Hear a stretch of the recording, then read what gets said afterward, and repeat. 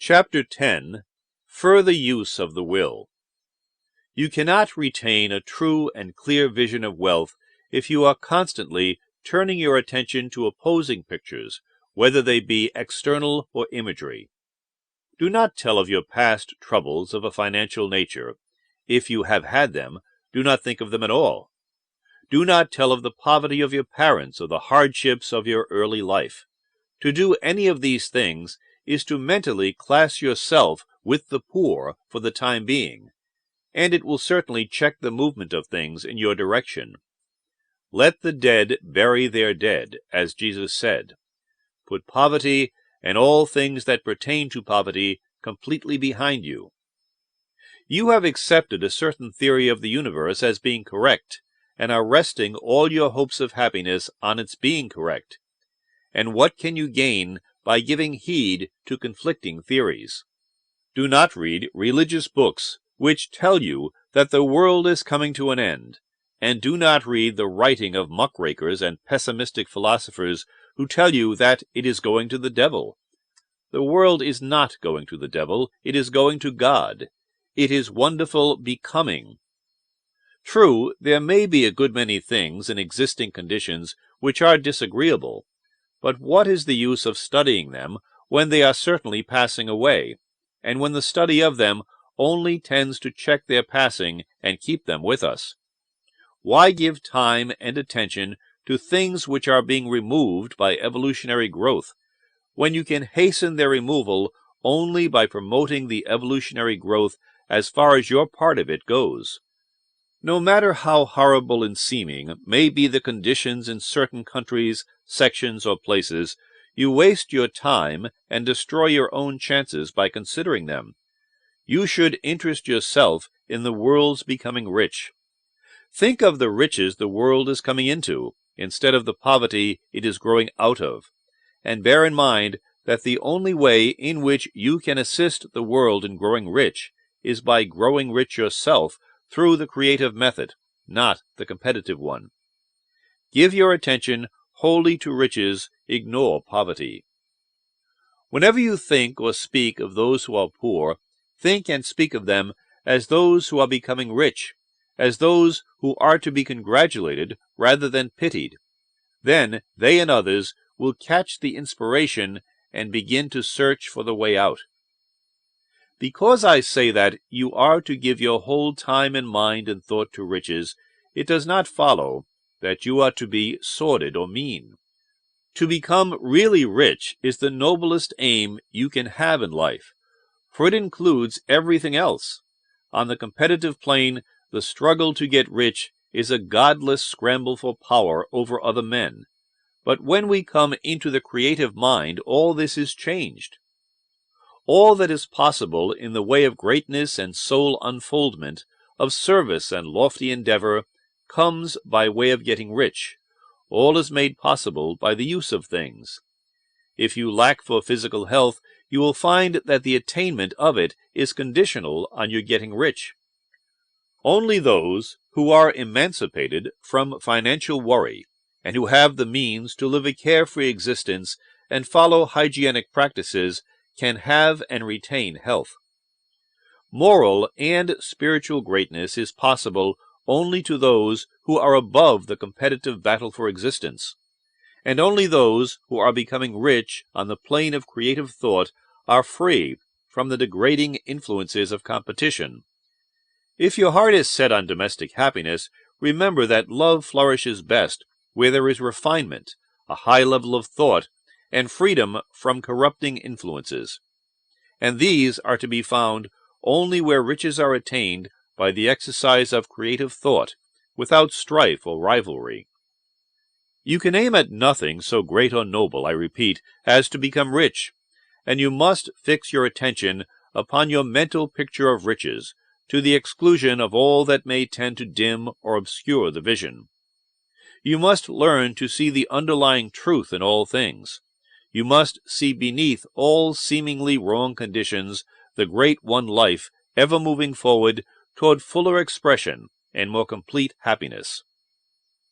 It is the truth that there is no such thing as poverty, that there is only wealth. Some people remain in poverty because they are ignorant of the fact that there is wealth for them, and these can best be taught by showing them the way to affluence in your own person and practice. Others are poor because, while they feel that there is a way out, they are too intellectually indolent to put forth the mental effort necessary to find that way and travel it. And for these, the very best thing you can do is to arouse their desire by showing them the happiness that comes from being rightly rich. Others still are poor because, while they have some notion of science, they have become so swamped and lost in the maze of metaphysical and occult theories that they do not know which road to take. They try a mixture of many systems and fail in all. For these, again, the very best thing to do is to show the right way in your own person and practice. An ounce of doing things is worth a pound of theorizing. The very best you can do for the whole world is to make the most of yourself. You can serve God and man in no more effective way than by getting rich. That is, if you get rich by the creative method and not by the competitive one. Another thing. We assert that this book gives in detail the principles of the science of getting rich, and if that is true, you do not need to read any other book upon the subject. This may sound narrow and egotistical, but consider. There is no more scientific method of computation in mathematics than by addition, subtraction, multiplication, and division. No other method is possible. There can be but one shortest distance between 2 points. There is only one way to think scientifically, and that is to think in the way that leads by the most direct and simple route to the goal. No man has yet formulated a briefer or less complex system than the one set forth herein. It has been stripped of all non-essentials. When you commence on this, lay all others aside. Put them out of your mind altogether. Read this book every day. Keep it with you. Commit it to memory, and do not think about other systems and theories. If you do, you will begin to have doubts, and to be uncertain and wavering in your thoughts, and then you will begin to make failures. After you have made good and become rich, you may study other systems as much as you please, but until you are quite sure that you have gained what you want, do not read anything on this line but this book, unless it be the authors mentioned in the preface. And read only the most optimistic comments on the world's news, those in harmony with your picture.